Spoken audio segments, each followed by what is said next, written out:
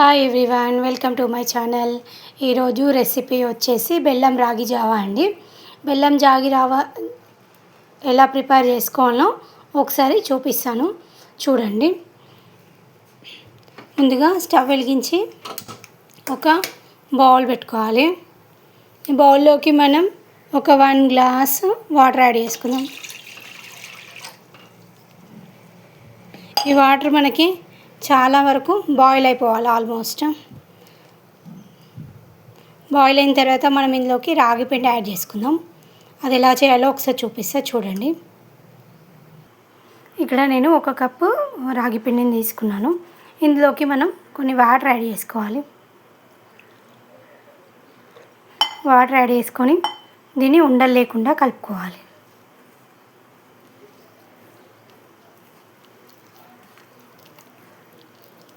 మొత్తం ఇలాగా వీడియోలో చూపిస్తున్నట్టు ఉండలు లేకుండా కలుపుకోవాలి.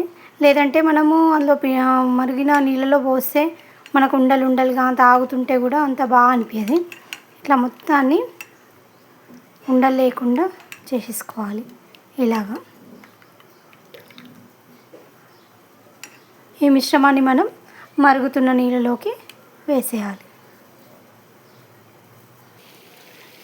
వాటర్ అంతా బాయిల్ అయిపోయింది. మనం ఇందులోకి ఈ రాగి పిండిని యాడ్ చేసుకోవాలి. పిండిని యాడ్ చేసిన తర్వాత మనం దీన్ని బాగా కలుపుకోవాలండి.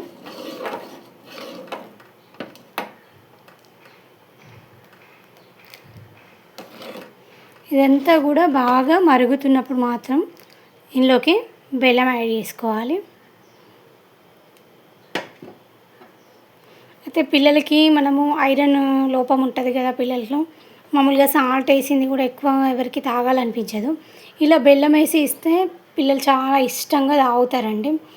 ఇప్పుడు సమ్మర్ సీజన్లో మనకి చాలా దాహం వేస్తూ ఉంటుంది. ఎన్ని వాటర్ తాగినా కూడా మనకు బాడీ డీహైడ్రేట్ అవుతూ ఉంటుంది. ఈ బెల్లం జావా కానీ లెమన్ జ్యూస్ కానీ ఇలా తాగుతూ ఉండాలి. పిల్లలకు మాత్రం ఖచ్చితంగా ఈ జ్యూస్ ఈ లెమన్ జ్యూస్ కానీ అలాగే ఈ రాగి జావా కానీ మనం తాగిపిస్తూ ఉంటే ఇది తప్పకుండా చిన్న పిల్లలకు కూడా తాగించవచ్చండి. ఇది మామూలుగా 6-7 months బేబీస్కి కూడా ఇది తాగించవచ్చు. ఏం ప్రాబ్లం ఏమి ఉండదు. చూడండి, ఇక్కడ ఇలా బాయిల్ అవుతూ ఉంది కదా. ఇందులోకి మనం బెల్లం యాడ్ చేసుకుందాం.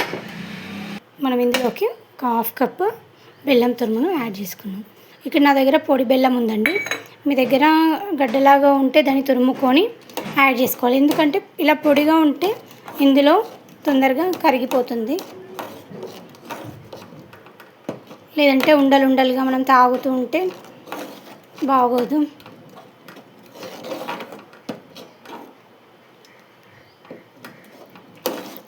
ఇలా బెల్లం వేసిన తర్వాత ఇలా కలుపుతూ ఉండాలండి, లేదంటే అడుగు పట్టేస్తుంది.